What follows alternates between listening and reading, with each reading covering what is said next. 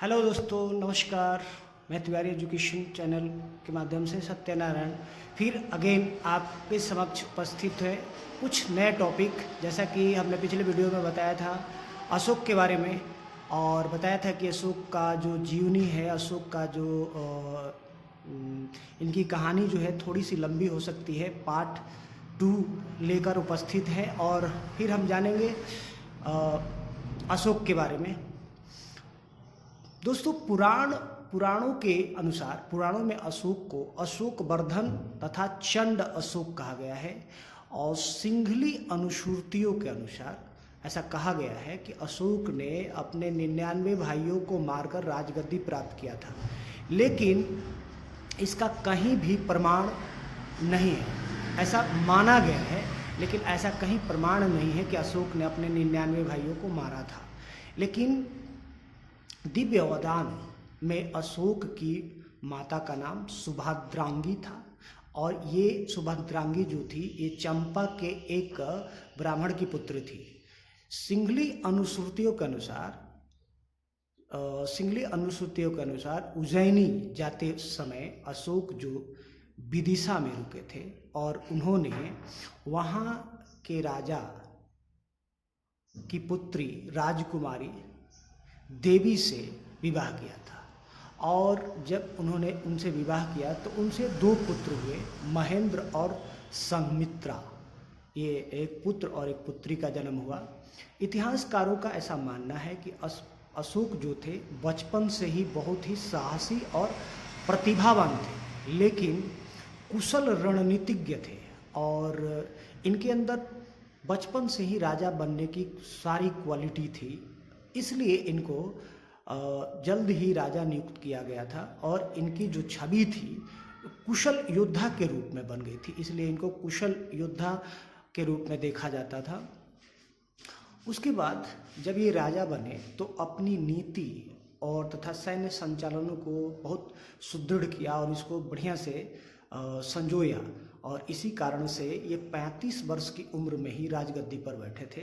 इन्होंने अपना साम्राज्य विस्तार करने के लिए लगभग 8 वर्षों तक युद्ध लड़ा, और इस दौरान साम्राज्य का विस्तार इन्होंने किया, और साम्राज्य का विस्तार ईरान से अफगानिस्तान तक मौर्य राज्य वंश का सिक्का चलाया था इन्होंने।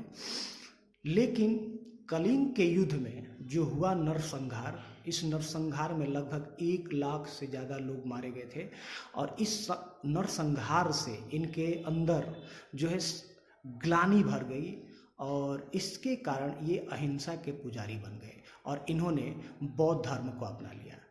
अब इन्होंने बौद्ध धर्म का इतना जोर शोर से प्रचार प्रसार किया कि इन्होंने बौद्ध धर्म में नेपाल में महात्मा बुद्ध के जन्मस्थली, जहाँ पर लुम्बिनी में इन्होंने अशोक स्तंभ का निर्माण कराया था। लुम्बिनी में स्मारक के रूप में अशोक स्तंभ का निर्माण कराया था, तथा सारनाथ में तथा भगवान बुद्ध के अवशेषों को सुरक्षित रखने के लिए इन्होंने लगभग पूरे देश में 84,000 स्तूपों का निर्माण कराया था, जिसमें सारनाथ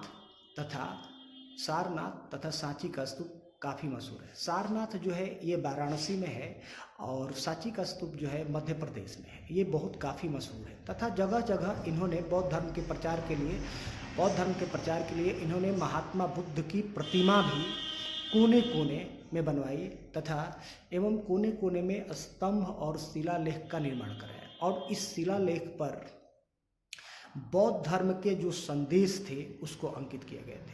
अब देखो, भारत के लिए ही नहीं, पूरे विश्व के दृष्टिपटल पर अशोक एक महान राजा थे, और इन्होंने भारत का जो राष्ट्रीय चिन्ह अशोक चिन्ह है, तथा 3 शेरों की जो त्रिमूर्ति है, यह अशोक का ही देन है।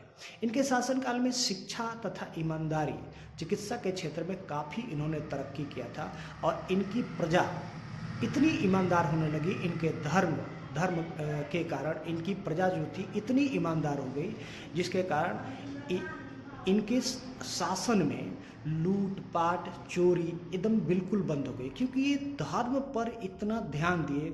ब्राह्मणों को भोजन कराए बिना ये खाना नहीं खाते थे, और इन्होंने बहुत ही धर्म पर ध्यान दिया था। इसलिए इनके राज्य में जो चोरी, लूट, डकैती, ये सारी चीज़ें बंद हो चुकी थी।